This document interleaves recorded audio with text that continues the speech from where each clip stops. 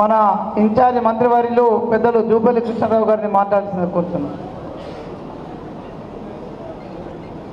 ఈనాటి మానాల మోహన్ రెడ్డి గారు, నిజామాబాద్ ముద్దుబిడ్డ మన పిసిసి అధ్యక్షులు పెద్దలు మహేష్ కుమార్ గౌడ్ గారు, అట్లాగే గౌరవ శాసనసభ్యులు వేదికమైనటువంటి పెద్దలు సురేష్ రెడ్డి గారు, అట్లాగే గౌరవ మాజీ మంత్రివర్యులు ప్రభుత్వ సలహాదారు షబీర్ అలీ గారు, అట్లాగే వేదికమైనటువంటి ఇతర శాసనసభ్యులు పెద్దలు జీవన్ రెడ్డి గారు, అభ్యర్థి పరంగా చూసినప్పుడు విద్యాధికుడు, అట్లాగే పోస్ట్ గ్రాడ్యుయేట్తో పాటుగా డాక్టరేట్ బిరుదాంకితుడు, లక్షలాది మంది విద్యార్థులకు వాళ్ళ యొక్క గొప్ప జీవితాల నుంచి తీర్చిదిద్దే ప్రయత్నం చేసినటువంటి, అట్లాగే ఎంతోమంది వేలాది మందికి ఉద్యోగాలు కూడా కల్పించినటువంటి మన అభ్యర్థి నరేందర్ రెడ్డి గారు.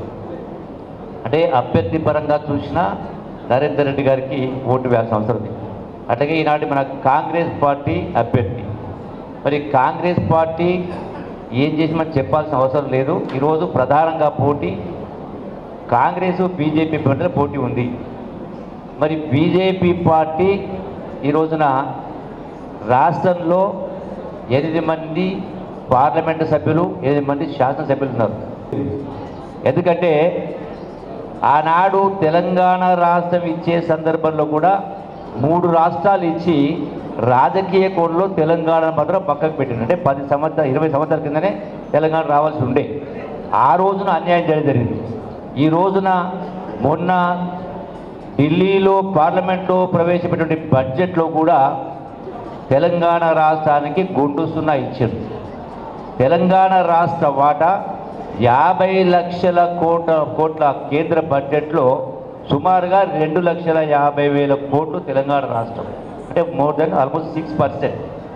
మరి అటు ఉత్తరప్రదేశ్కు లక్షల కోట్లు ఇస్తూ ఉన్నారు, బీహార్కి ఇస్తూ ఉన్నారు, ఆంధ్రప్రదేశ్కి ఇస్తూ ఉన్నారు.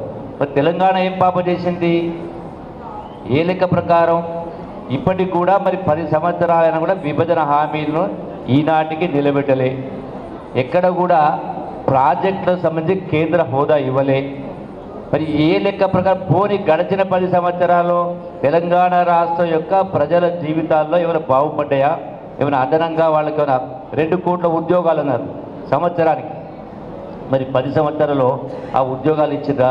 మరి ఏమీ చేయని మీకు కేవలం మతాన్ని వాడుకుంటూ ప్రజల్ని రెచ్చగొట్టే కార్యక్రమం చేస్తూ, విడగొట్టే కార్యక్రమం చేస్తూ రాజకీయాల కోసం మీరు ఓట్ల గురించి ముందుకు వస్తారు తప్ప మరి అలా బీజేపీ పరంగా చూసినా ఇలా ఓట్లు వేయాల్సిన అవసరం లేదు.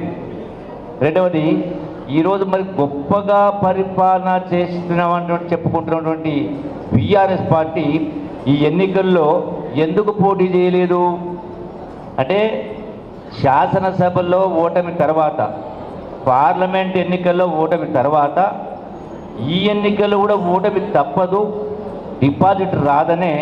కానీ కాంగ్రెస్ పార్టీ గెలవద్దు అనేటువంటి దుర్బుద్ధితోటి లోపాయికార ఒప్పందం చేసుకొని ఇలా బీజేపీకి సపోర్ట్ చేసే కార్యక్రమం చేస్తూ ఉన్నారు.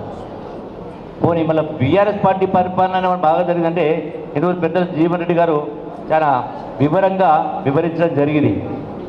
ధనిక రాష్ట్రాన్ని అప్పచెప్పి ఇలా మిగులు బడ్జెట్ని ఇచ్చి ఇస్తే లక్షల కోట్ల రూపాయలు అప్పు చేసి ఇలా నెలకు 6 లక్షల నెలకి నాడు 6,500 కోట్ల రూపాయలు వడ్డీ కట్టాల్సి వస్తూ తోటి సుమారుగా ప్రతి నియోజకవర్గం ఏర్పాటు చేస్తూ ఉన్నారు. అంటే అభివృద్ధి పరంగా చూసినా, సంక్షేమ పరంగా చూసినా ఇన్ని అప్పులు ఉన్నా కూడా ఇలా చెప్పినటువంటి సోనియా గాంధీ గారు, రాహుల్ గాంధీ గారు, రేవంత్ రెడ్డి గారు చెప్పినటువంటి, గౌరవ పిసిసి అధ్యక్షులు చెప్పినటువంటి ప్రతి సంక్షేమ అభివృద్ధి కార్యక్రమాలు కూడా మనం ముందుకు తీసుకెళ్లే కార్యక్రమం జరుగుతూ ఉంది. అందుకనే ఈ రోజున ఈ ఎన్నికల్లో మరొక అంశం ఉంది. ఎందుకంటే ఈ యొక్క ఎమ్మెల్సీ ఎన్నిక రిజల్ట్ ప్రభావం అనేది రాబోయేటువంటి స్థానిక సంస్థల ఎన్నికలపైన ప్రభావం చూపుతుంది. మనం చూసినాం కర్ణాటక ఎలక్షన్లో కాంగ్రెస్ పార్టీ అధికారం రావడం వల్ల మనకు కూడా తెలంగాణలో కొంత ఉపయోగపడ్డది.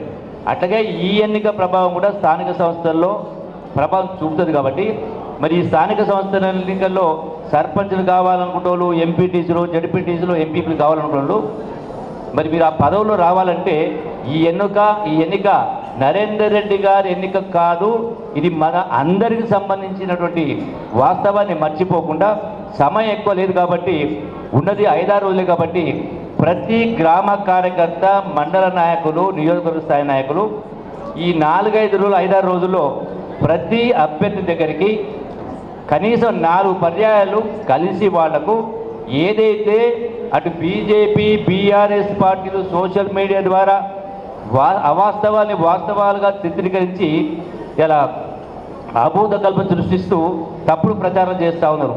వాళ్ళకి సంబంధించినటువంటి ఇలా సోషల్ మీడియా కావచ్చు, వాళ్ళ బాగా ఉన్నటువంటి పత్రికలు కావచ్చు, ఇంకోటి కావచ్చు. కాబట్టి ఈ వాస్తవాల్ని, అభివృద్ధి అంశాల పట్ల, అట్లాగే ఈనాటి బీజేపీ పరిపాలన పట్ల, గడిచిన 10 సంవత్సరాల్లో బీఆర్ఎస్ చేసినటువంటి నిర్వాహకం ఇవన్నింటినీ కూడా పూసకూర్చొని చెప్పి వాళ్ళందరినీ కూడా కలుసుకొని మరి పెద్ద ఎత్తున, ముఖ్యంగా మరొకటి, ఇది నిజామాబాద్ జిల్లా. మరి నిజామాబాద్ జిల్లా నుంచే నిజామాబాద్ ముద్దుబిడ్డ పిసిసి అధ్యక్షుల వారు మహేష్ కుమార్ గౌడ్ గారు. అంటే ఈ జిల్లా నుంచి అత్యధిక ఓట్లు వేయించి పెద్ద మెజార్టీతో గెలిపించాలని కోరుకుంటూ మీ అందరికీ హృదయపూర్వక ధన్యవాదాలు తెలియజేస్తూ సెలవు తీసుకుంటున్నాను. Thank you.